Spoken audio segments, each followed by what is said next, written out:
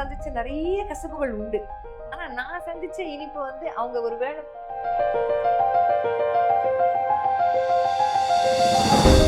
Ma'am, நீங்க public ஸ்பீக்கரா இருக்கிறது உங்க ரைட்டிங்க்கு எந்த அளவுக்கு சப்போர்ட் பண்ணும்?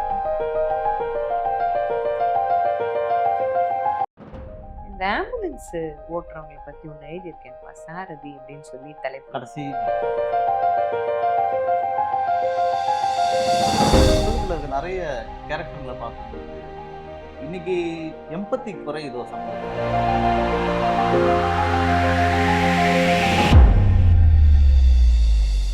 என்சிபிஹெச் வாசகர்களுக்கு வணக்கம். இன்னைக்கு நம்மளுடைய நேர்காணல் நிகழ்ச்சியில பேச்சாளர், சமூக செயற்பாட்டாளர், எழுத்தாளரான திருமதி ஷியாமளா ரமேஷ் பாபு நம்மோட இருக்காங்க. வணக்கம் மேடம். வணக்கம். நல்லா இருக்கீங்களா? நல்லா இருக்கேன். மிட்டாய் நினைவுகள், இந்த டைட்டிலே ஒரு ஸ்வீட்டான டைட்டிலா இருக்கு. அதுவும் இது இவ்வளவு நாள் இதை யாரும் பயன்படுத்தாம இருந்தது ஒரு ஆச்சரியமான இது. உங்களுக்கு எப்படி இந்த டைட்டில் ஃபிக்ஸ் ஆச்சு? எப்படி இதை செலக்ட் பண்ணீங்க? மிட்டாய் நினைவுகள் இது வரைக்கும் யாரும் எடுக்கலைங்கிறது எனக்கு நீங்க சொல்லி தான் தெரியும் சார். ரொம்ப சந்தோஷம். இல்ல எதுக்கு எடுத்தாலும் நம்ம ஸ்வீட் மெமரிஸ் அப்படின்னு சொல்லுவோம். ஆங்கிலத்திலேயே சொல்லி சொல்லி இதையே ஏன் தமிழா போடக்கூடாதுன்னு தோணினது தான். அது தவிர அந்த புத்தகங்கள் முழுக்க வந்து ஒரு ஒரு காலகட்டத்திலையும் கடந்து வந்த நல்ல நினைவுகள் ஆமா. அதெல்லாம் இருந்திருக்கு. சரி இதோட தொகுப்பு தானே இது. அதனால மிட்டாய் நினைவுகள்னு வைக்கலாம் அப்படின்னு ஒரு ஆர்வம் தான். அது ஆனா இந்த அளவுக்கு எல்லாரும் விரும்புவாங்கன்றது கொஞ்சம் சந்தோஷமா தான் இருக்கு. இப்போ நினைவுகள் அப்படின்னாலே நம்ம மெமரிஸ்னாலே கடந்த காலத்தை எழுதுறது. இப்போ கடந்த காலத்தை எழுதும்போது அதில் நிறைய கசப்புகளும் நடந்திருக்கும். அதையும் எழுத வேண்டி, பதிவு பண்ண வேண்டி வரும். ஆனா உங்களுதுல பெரும்பாலும் ஸ்வீட் மெமரிஸ் மட்டும்தான் இருக்கு. அது எப்படி கான்ஷியஸா பண்ணது தானா அது? இல்ல கடந்த காலம் நினைவுகள் அப்படின்னா வெறும் கடந்த காலம்னு மட்டும் சொல்லிட முடியாது. எனக்கு இந்த நிமிஷத்த பொறுத்தவரைக்கும் போன நிமிஷமே நமக்கு கடந்த காலம் தான். அதனால கடந்து வந்த எல்லாமே ம், ம். அதுல எல்லாமே கலவைதான்ப்பா. கசப்பு இருக்கு, ஆமா. உப்பு, புளிப்பு, காரம் எல்லாமே இருக்கு. நம்ம இத புத்தகமா தொகுத்து ஒருத்தருக்கு குடுக்க போறோம் அப்படிங்கும்பொழுது, இனிப்பு மட்டும் குடுக்கலாமே. ஏன் கொஞ்சம் கசப்ப வச்சு குடுப்பானேங்கிறது. ஏன்னா, ஒருத்தருமே அவங்க வாழ்க்கையில சந்திச்ச நெறைய கசப்புகள் உண்டு. ஆனா நான் சந்திச்ச இனிப்பு வந்து அவங்க ஒரு வேள ம், ம். சந்திச்சிருக்காம இருக்கலாம். அல்லது நான் சந்திச்ச ஒரு நல்ல விஷயத்த அவங்கள்ட்ட குடுக்கும்போது, "ஐ நல்லா இருக்குல்ல" அப்படின்னு சொல்லலாம். இனிப்ப பகிர்ந்துக்கும்போது அது இரட்டிப்பாகும். கசப்ப பகிர்ந்துக்கும்போது, "ஆமாங்க நானே இத தான் அனுபவிச்சுட்டு இருக்கேன். இதையே ஏன் ஒரு புத்தகமா தர்றீங்கன்னு" கண்டிப்பா. அது முதல் புத்தகமா இருக்கிறதுனால, நல்லதையே முதல்ல குடுப்போம். இனிப்பே குடுப்போமே. தட்டுல வச்சு குடுக்கறதுல, எல்லா இனிப்பையும் வச்சு குடுக்கும்போது, சாதாரணமா விருந்துக்கே வரும்போது என்ன பண்ணுவாங்க, பாவக்காய் சமைக்க மாட்டாங்க. இன்னைக்கு பாவக்காய் வேணாம். நல்லது தான். ஆனா கசப்பு வேணாம்பாங்க. அந்த மாரி கொடுப்பது, இது ஒரு தட்டுல வச்சு குடுக்குற மாதிரி நான் கடந்து வந்த நல்ல விஷயங்கள் இவை. கொஞ்சம் மனசுக்கு எதமான விஷயங்கள். அதையும் தாண்டி என்னன்னா, வெறும் இனிப்பு மட்டும் கிடையாது அதுல. நம்ம கவனிக்க தவறிய தருணங்கள்னு வாழ்க்கையில ம். நெறைய இருக்கு. அதையும் கொஞ்சம் சொல்லியிருக்கேன். ஓகே. நம்ம மிஸ் பண்ணிட்டோம். இதெல்லாம் அன்றாடம் நடக்கிறது, அன்றாடம் நடக்கிறது தானேன்னு நம்ம வந்து டேக்கிங் ஃபார் கிராண்டட்ன்னு சொல்லுவாங்கல்ல. அந்த மாரி நெறைய விஷயத்த எடுத்துக்கிட்டோங்க. அது ஏன் உட்கார்ந்து யோசிக்கும்போது தான், அந்த ஒரு நொடி பொழுது நான் இன்னும் கொஞ்சம் கொண்டாடி இருக்கலாமோ? ஆ. அந்த ஒரு நிகழ்வ நான் இன்னும் கொஞ்சம் சந்தோஷமா அணுகியிருக்கலாமோ? அந்த நேரத்த நான் இன்னும் கொஞ்சம் தக்க வச்சுக்க முயற்சி பண்ணியிருக்கலாமோன்னு நெறைய தோணும் இல்ல. ஐயோ! அந்த மாரி உங்களுக்கு எதிர்காலத்துல வந்து அப்படி செஞ்சிராதீங்க. அப்படின்னு சொல்வதாகவும். சரி. அதனால தான் மிட்டாய் நினைவுகள்னு வச்சது. மேம், நீங்க பப்ளிக் ஸ்பீக்கரா இருக்கிறது உங்க ரைட்டிங்க்கு எந்த அளவுக்கு சப்போர்ட் பண்ணும்னு நினைக்கிறீங்க? இந்த மிட்டாய் நினைவுகள்ல ஏதாவது கதைகள் அந்த தாக்கத்துல இருந்து எழுத சப்போர்ட் பண்ணுச்சா? கண்டிப்பா.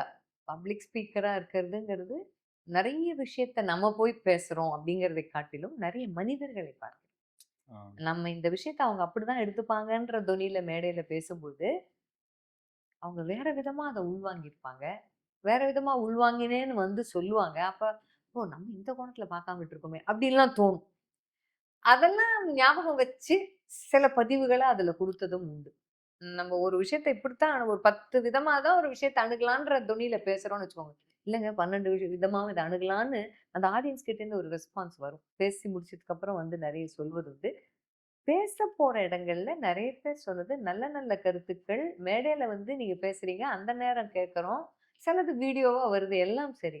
வேணுங்கும்போது அத நாங்க திருப்பி எடுத்து ஞாபகப்படுத்திக் கொள்வதற்கு, அது ஒரு அச்சிட்ட புத்தகமா இருந்தா ஏன் நல்லா இருக்காது? அப்படின்னு கேட்டது. அதனால இது நெறைய விதத்துல உதவியா இருக்கிறது தான். பேசுவதற்காக நாம படிக்கிறது விட, எழுதுவதற்கு நெறைய பிடிக்குது. ஆ. அதுதான் வித்தியாசம். ஆ அதுக்காக நெறைய படிச்சுட்டு நம்ம அத எழுத போறதில்ல. அதை ட்ரூ. தழுவியே எழுத போறதில்ல. ஆனா, ஒரு விஷயத்த பத்தி ஆழமா நம்ம எழுதணும்னாலோ, அல்லது கொஞ்சமா எழுதணும்னா கூட பரவலா படிக்கணும். அதுக்கு கண்டிப்பா. நெறைய படிக்க வேண்டியது இருக்கு. 2 மணி நேரம் பேசுவதற்கு நீங்க ஒரு 15 நாள் ப்ரிப்பேர் பண்றீங்கன்னு ஆ. வச்சுக்கோங்களேன். நீங்க ஒரு புத்தகமா அது ஒரு 300 பக்கம் எழுதணும் அப்டின்னா, அந்த 15 நாள் ப்ரிப்பரேஷன்லாம் பத்தாது. பத்தாது. எந்த அடிப்படையில இது ஜனங்க வாசிக்கும்போது அத எப்படி எடுத்துப்பாங்கன்னு யோசிக்கிறதுக்கே கொஞ்சம் நாள் ம். ஆகும். அதுவும் முதல்ல எழுதும்போது நெறைய கவனமா அத செய்ய வேண்டியதா இருக்கு. நெறைய படிக்க வேண்டியது. பரந்துபட்டு நெறைய இந்த கருத்தையே சார்ந்து பல பேருடைய கருத்துக்கள்லாம் என்ன? ம். ம். ஏற்றுக்கொள்ளப்பட்டவை என்ன? மறுக்கப்பட்டவை என்ன? எது ஜனரஞ்சகமா போய் சேரும்? எவ்வளவோ இருக்கு. அதனால எழுதுவதற்கு நாம் செய்கின்ற ஒரு உழைப்பு முற்றிலும் வேறுபட்டது. பேசுவதற்கு நாம் செய்கின்ற உழைப்பு. அதனால ஆனாலும் தொடர்பு இருக்கு. ஓகே. ஒரு தடவ பேசிட்டு வந்துர்றோம். எழுத்துன்னா அவங்க வச்சு எப்ப வேணா எடுத்து படிக்கலாம். நம்மளே கொஞ்ச நாள் கழிச்சு எழுதி பார்த்தத எடுத்து அந்த புத்தகத்த படிக்கும்போது, இந்த கருத்து இப்ப மாறி போயிருக்குமே! ஆமா, ஆமா. இத கொஞ்சம் இன்னும் கொஞ்சம் நம்மளே நமக்கு வந்து கண்டிப்பா. இந்த இந்த என்னது மெய்யுறு பார்த்தலா எடிட்டிங் ம். ப்ரூஃப் ம். ரீடிங் மாரி பார்க்கும்போது கொஞ்சம் மாத்தினா என்னன்னு தோணும். ஓகே. நெறைய வித்தியாசங்களும் இருக்கு. கொஞ்சம் தொடர்பும் இருக்கு. அப்புறம் மேம் இந்த புத்தகத்துல இருக்க நெறைய கேரக்டர்ங்கள பார்க்கும்பொழுது, இன்னைக்கு எம்பத்தி குறையுதோ சமூகத்துல? நெறைய மனிதர்கள் கிட்ட அந்த ஒரு கருணை குறைஞ்சிருச்சுன்னு நெனைக்கிறீங்களா? எம்பத்தி நெறைய குறைஞ்சுகிட்டே தான் வருது. அத வந்து எப்படி சொல்லணும்? என்ன அந்த உணர்வ எப்படி கொண்டு கடத்தணும்னு தெரியல. அதாவது எம்பத்தி என்னோட அடுத்தவங்களோட இடத்துல என்ன வச்சு பார்க்கறது அப்படிங்கிறது தானே. ஆ. அது நெறைய இடங்கள்லப்பா. வீட்ட விட்டு வெளியில இறங்கும் பொழுதே, சாலையில வந்து போக்குவரத்து விதிகளை மதிக்காததிலிருந்து ம். அது இருக்கு. ஆமா. எம்பத்தி குறைஞ்சு போச்சு. ஏன் அப்படின்னா, எல்லாருக்குமே வந்து சுயநலம் ஜாஸ்தியா போச்சு இப்ப. என்னோட நான் முதல்ல போயிட்டா போதும். இது சாலைக்குன்னே இல்ல. வீட்ல ஆ. இருந்து எல்லாமே என் வேலை நடந்தா எனக்கு போதும். முடிஞ்ச நான் எந்து முடிஞ்சா போதும். வேலை பார்க்குற இடங்கள் எல்லா இடங்களிலும் எம்பத்தி ஏன் குறையுது அப்படின்னு சொன்னா, அதுக்கு இன்னொரு பெரிய காரணம் என்ன தெரியுமா? நம்மளுடைய பள்ளிக்கூட நாட்கள்லலாம் நமக்கு வந்து மாரல் சயின்ஸ் கிளாஸஸ் எல்லாம் இருந்துச்சு. சொல்லிக் குடுப்பாங்க. ஆமா, ஆமா. 2 ஆடு ஒரு மேம்பாலத்த கடக்கும்போது ஒரு ஆடு உட்காந்துதான், இன்னொரு ஆடு அது மேல ஆ. ஏறி ஆடு மேம்பாலத்த கடந்த கதையெல்லாம் இப்ப சொல்லிக் கொடுக்கதற்கு யாருமே கிடையாது. அப்ப என்னன்னா, நானும் இந்த பாதை இந்த பக்கம் போணும், நீ இந்த பக்கம் போணும். யாரோ ஒருத்தர் வளைஞ்சு குடுக்கணும், ம். ம். புரிஞ்சுக்கணும். நெறைய குறையுதுப்பா. அது உண்மதான். அதுக்காகவாவது எல்லா இடங்களிலும் பேசுகிற இடங்கள்லலாம் கொஞ்சம் இது குறையுதுங்க. இது அடுத்த சந்ததிக்கு இப்படி இருக்கக்கூடாதுன்னு மையப்படுத்தி பேசுவதாக தான் கருத்த அமைச்சுக்கிறது. முக்கால்வாசி நேரம். அது வேணும். இன்னும் வளரணும். வளரும். வர சமுதாயத்திற்கு வந்து இப்ப அடுத்த ஜெனரேஷனுக்கு வந்து எம்பதி, சகதாபம் அப்படின்னு சொல்லுவாங்க அத. அடுத்தவங்கள என்ன மாரியே அடுத்தவங்கள ம். நினைப்பதுங்கிறது, அந்த சகதாபம் வளரணும் அப்படின்னா, இப்ப இருக்கிற பெரியவங்க முதல்ல தன்ன மாத்திக்கணும். அதுலேருந்து அடுத்த ஜெனரேஷனுக்கு சொல்லி தரணும். அப்படி பண்ணா தான் முடியும். இந்த புத்தகத்துல நெறைய எமோஷனலான இடங்கள் இருக்கு. ஏதாவது ஒரு கதைய நீங்க சொல்ல முடியுமா? இது எழுதும்போது நான் எமோஷனலா பிரேக் டவுன் ஆயிட்டேன்ற மாதிரி. இல்ல ஆக்சுவலா இந்த புத்தகத்தில் எழுதப்பட்ட எதுவுமே கதை கிடையாது. கதை அப்படின்னா, அதுல ஒரு கற்பனை கொஞ்சம் கலந்திருக்கும். ம். ஆமா. இது எல்லாமே கடந்து வந்தவை தான். முதல்லயே சொன்ன மாதிரி இந்த மிட்டாய் நினைவுகள்ல எழுதினது எல்லாமே பார்த்தீங்கன்னா, நான் தனிப்பட்ட முறையில கடந்து வந்தது. அல்லது என்னோட பயணித்தவர்கள் அவங்க வாழ்க்கையில கடந்து வந்தது. நான் பார்த்தது. ஓகே. அந்த மாதிரி நடந்தது தான். எமோஷனலா பிரேக் டவுன் அப்படிங்கிறது இருக்கும்பொழுதே ஒருத்தர பத்தின நல்ல விஷயத்த ஏன் நம்ம அவங்க கிட்ட சொல்ல மாட்டேங்கிறோம் அப்படின்னு அந்த புத்தகத்துல எழுதியிருப்பேன். ஓகே. இருக்கும்பொழுதே ஒருத்தருக்கு கொஞ்சம் உடம்பு சரியில்ல அப்படின்னு தெரியும்பொழுதே அவங்கள போய் பார்த்தா என்ன? திடீர்னு பார்க்கணும், பார்க்கணும் வேலையா இருக்கு, வேலையா இருக்குன்னு தள்ளி போட்டுருவோம். அப்புறம் ஒரு நாள் அவங்க இல்லாம போகும்போது மனசு கடந்து அடிச்சுக்கணும். நான் ஆ. போயிருக்கணும். முன்னாடியே அவங்கள போய் பார்த்துருக்கணும். ஏன் இப்படி பண்ணிட்டேன்? அப்படின்னு வேதனைப்பட்டது. அப்பாவிட பேசாத கைபேசி அப்படின்னு ஒரு தலைப்புல எழுதியிருக்கேன் அதுல. சும்மா உன் குரல் கேட்கணும் போல இருக்குன்னு அப்பா ஃபோன் பண்ணுவாரு எனக்கு அடிக்கடி. நான் வேலையா இருக்கேன்ப்பா, இதுக்காக ஒரு ஃபோன் பண்ணியாப்பா அப்படின்லாம் சொன்னதுண்டு. அப்பாவினுடைய காலத்துக்கு அப்புறம் அப்பாவினுடைய கைபேசி என்கிட்ட தான் இருக்கு. என்னோட ஃபோன்லேருந்து அப்பாவோட நம்பருக்கு ஃபோன் போடுவேன். அப்பாக்கு அடிக்கும். எடுத்து பேச அப்பா கிடையாது. நான் உடைந்த தருணம் அது. ஓகே. என்ன அப்புறம் கைக்கு மேல இருந்த பொக்கிஷம் அதெல்லாம். அதுக்காக ஆமா. நான் அப்பாவ உதாசீனப்படுத்திட்டேன். சரியா இல்ல அப்படி சொல்லல. அத கூட சொல்லாம இருந்திருக்கலாம்ல. அப்பா இதுக்கா ஃபோன் ம். பண்றியாப்பா? அப்படின்னு ஏன் கேட்டேன். கண்டிப்பா. இப்ப நான் இப்ப ஒரே ஒரு முறை எங்க அப்பா குரல் கேட்க முடியுமா? ம். அந்த ஃபோன் இருக்கு. அந்த நம்பர நான் அப்பாவோட நம்பர நான் இன்னும் பைசா கட்டி வச்சிருக்கேன் அப்பாவோட நினைப்பா. ஆனா அந்த ஃபோன்ல இப்ப எனக்கு என் குரல கேட்கணும் அப்படின்னு அக்கறைப்படக்கூடிய ஒரு ம். அப்பா இல்ல. இந்த மாதிரி நெறைய. அம்மாவிற்கு ஒன்றும் தெரியாது அப்படின்னு தான் முதல் முதல் கதை. லெட்டரே ஆமா. அதுதான் எழுதியிருக்கேன். இப்பவும் நாங்க அம்மாலாம் ஏதாவது சொல்லும்போதும்மா உனக்கு தெரியாதும்மா அப்படின்னு சொல்லி நானே எழுதிட்டு நானே சொல்றேனே அப்படின்னு தோணும். அது நமக்கு வார்த்தையில இப்படி வருது. அம்மாவுக்கு தெரியாதது என்ன ஒரு குழந்தைக்கு தெரிஞ்சிட முடியும்? நம்ம நினைக்கிறோம் இந்த உலகம் அப்படியே தொழில்நுட்பம் வளர்ந்துருக்கு. அதெல்லாம் அம்மாவுக்கு தெரியாது. அதனால அம்மாவுக்கு எதுவும் தெரியாது. இல்ல. இதை தாண்டியும் வாழ்க்கைன்னு ஒண்ணு இருக்கு. வாழ்வியல்னு ஒண்ணு இருக்கு இல்லையா? அது அம்மாவுக்கு தெரிஞ்சது நமக்கு என்னைக்குமே தெரிய வாய்ப்பில்ல. அந்த கேப் இருந்துகிட்டு தான் இருக்கும். ஆமா.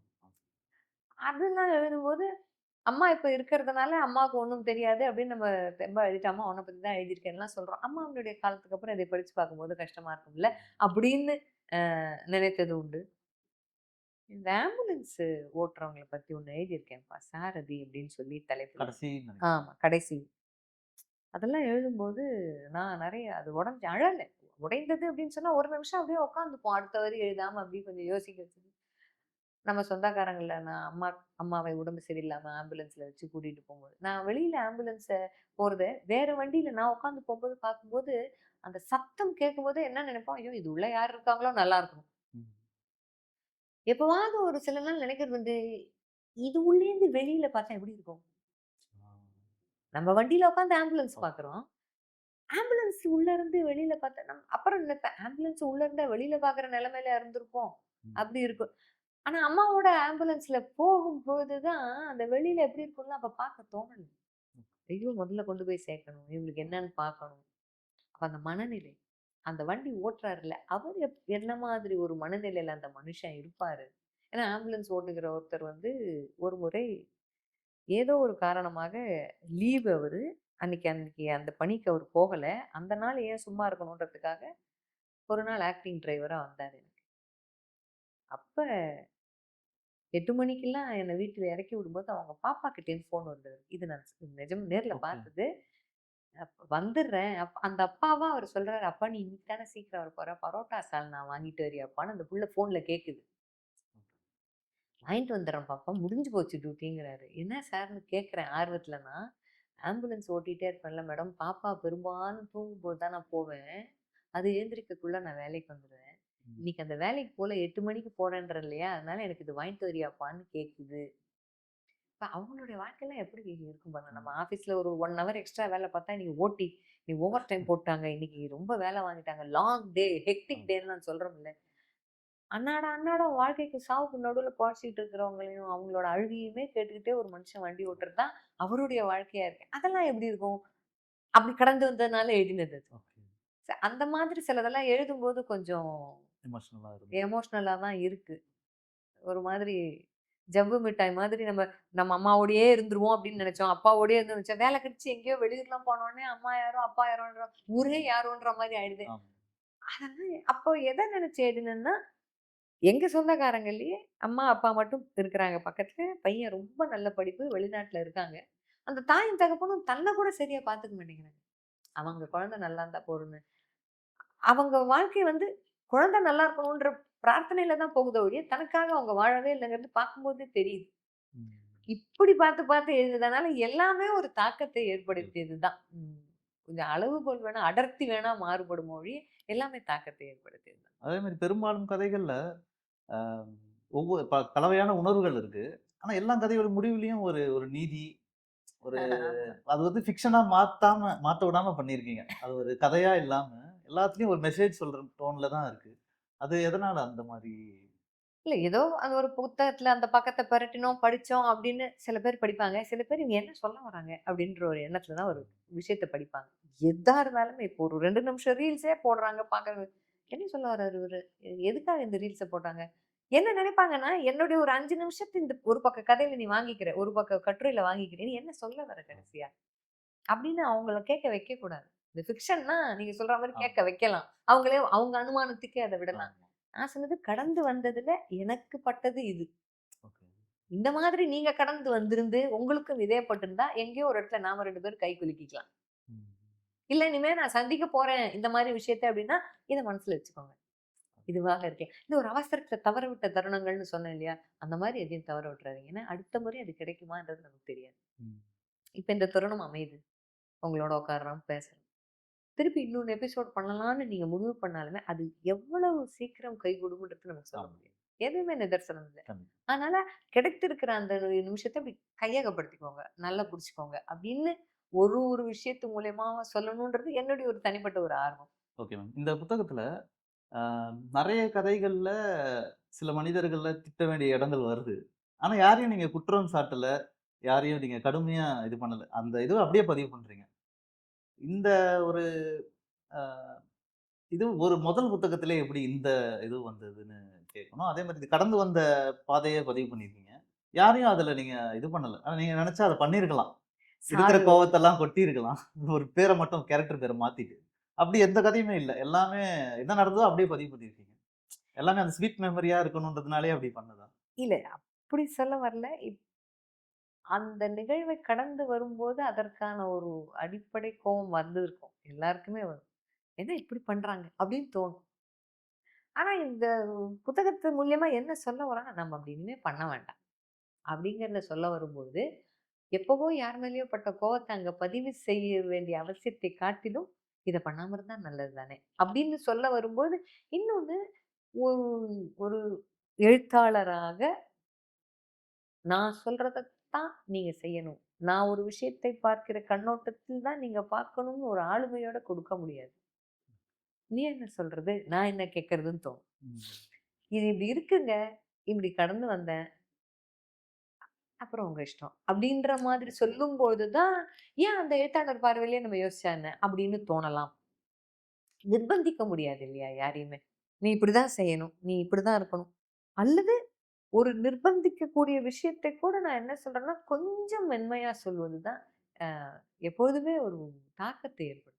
ஒரு ஒரு குச்சி எடுத்து அடிச்சு ஒரு விஷயத்தை சொல்லும்போது, நம்ம டீச்சர்ஸ் கிட்ட எவ்வளவோ அடி வாங்கியிருப்போம் சின்ன வயசுல. அடி வாங்கினோங்கிறது தான் ஞாபகம் இருக்கு. எதுக்கு அடி வாங்கினோன்றது ஞாபகம் இருக்காது. ஆமா. ஏன்னா, அந்த அடி ஏற்படுத்திய தாக்கம் எதற்காக வாங்கினோமோ அத மறக்க வச்சிருது. ம்.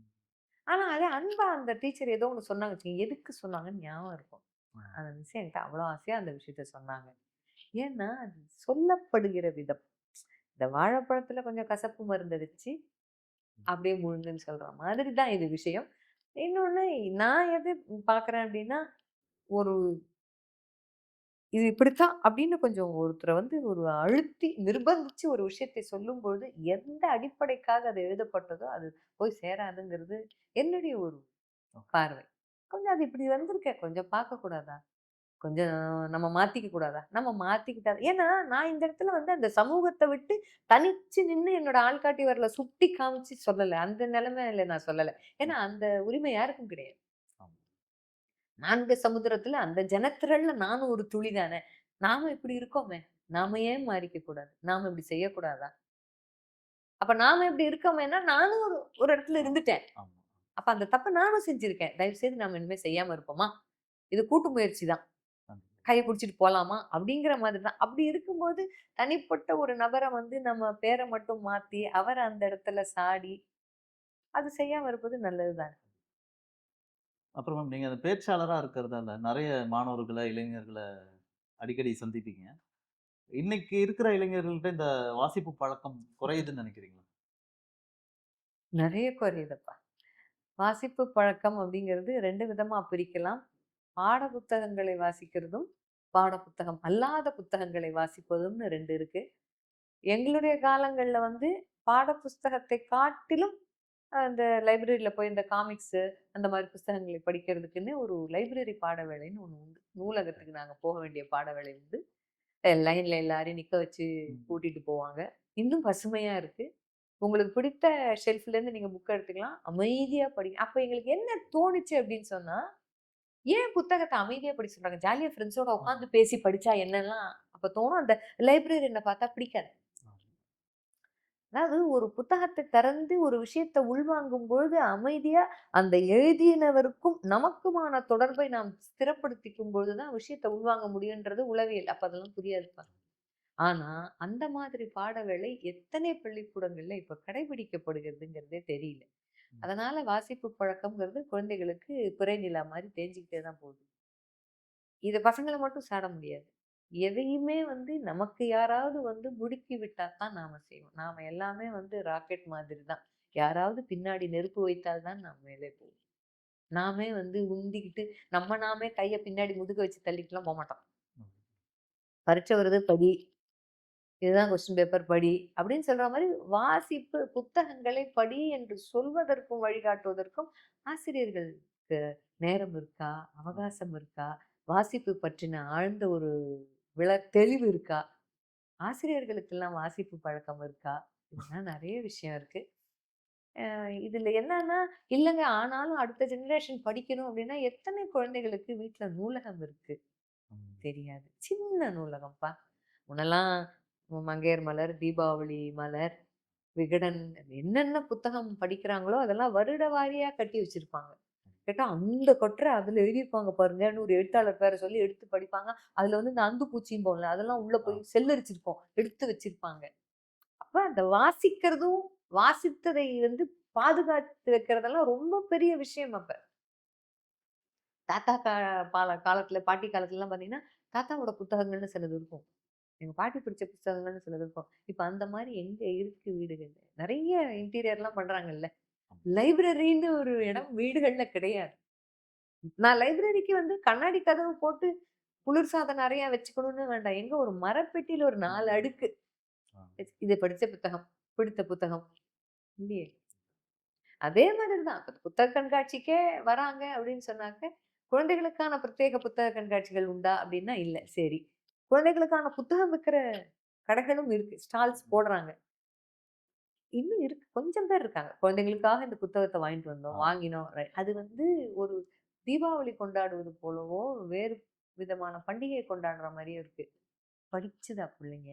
இந்த புத்தக கண்காட்சியில வாங்கின புத்தகத்த, அடுத்த புத்தக கண்காட்சிக்குள்ள படிச்சு முடிக்குதா? ஆ. நம்ம அம்மா, அப்பாவா சேர்ந்து உட்காந்து படிக்கிறோமா? ஆசிரியர்கள் வகுப்பறையில வந்து அத கொண்டு போய் குழந்தைகிட்ட சேர்க்கிறோமா? இதெல்லாம் சேர்ந்தா தான் வர தலைமுறையே கொஞ்சம் படிக்கும். இல்ல, இதுக்கு கொஞ்சம் டைம் ஆகும். டக்குனு இந்த பழக்கத்த கொண்டு வரணும் அப்படின்னு சொன்னாக்க, இதையும் நீங்க பாடத்திட்டத்துல லேசா எஸ். சேர்க்கணும். ஆ. 1 வருஷம் இருக்கு. இந்த அகாடமிக் இயர்ல சிலபஸ்ல இவ்வளோ மார்க் வாங்கினா பாஸ்ன்னு சொல்ற மாதிரி, ஒரு குழந்தைக்கு இந்த வருஷத்துல 4 புத்தகமாவது அவன் படிச்சிருக்கணும்.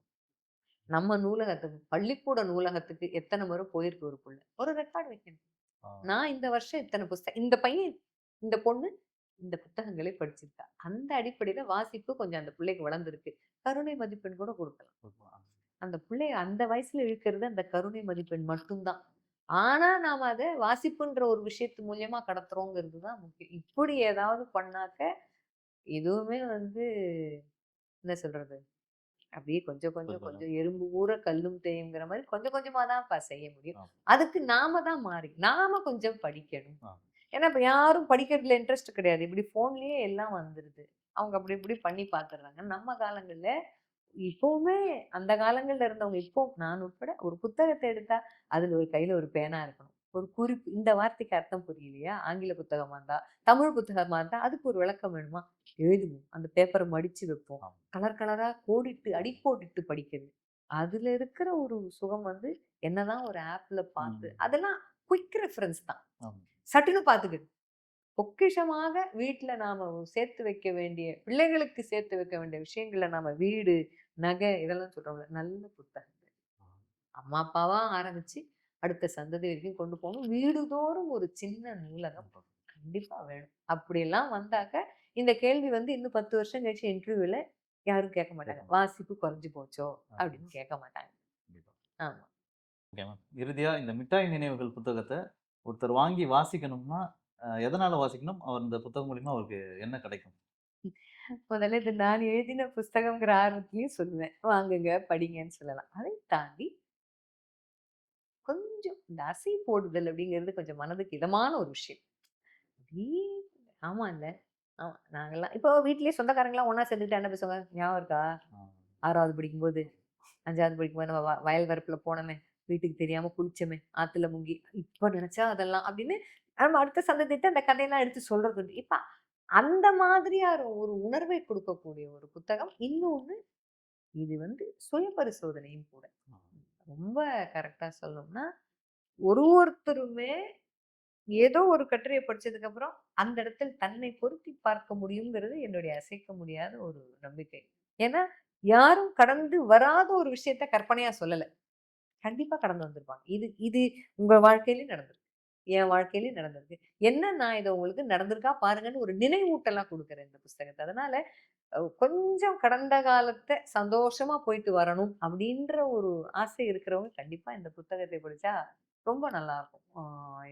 அதையும் தாண்டி என்னன்னா, நம்மளுடைய அணுகுமுறை கொஞ்சம் மாறும். இந்த வெளி உலகத்தை பார்க்கிற பார்வை, சக மனிதர்களை பார்க்கிற பார்வை, ஒரு நிகழ்வை பார்க்கிற பார்வை, சட்டுன்னு ஒருத்தர விமர்சிச்சுடுறோம்ல. என்னன்னே தெரியாம ஒருத்தங்கள விமர்சிக்கிறது. பாதி படம் பார்த்துட்டு மீதி படத்த பார்க்காமலே விமர்சிக்கிற மாதிரி, அந்த விமர்சன பார்வை. சில விஷயங்கள கொஞ்சம் அங்கங்க ஒடுக்கெடுக்கலாம் அப்படின்னு சில விஷயங்கள் இருக்கு. அந்த விஷயங்கள் நடக்க வாய்ப்பு இருக்கு.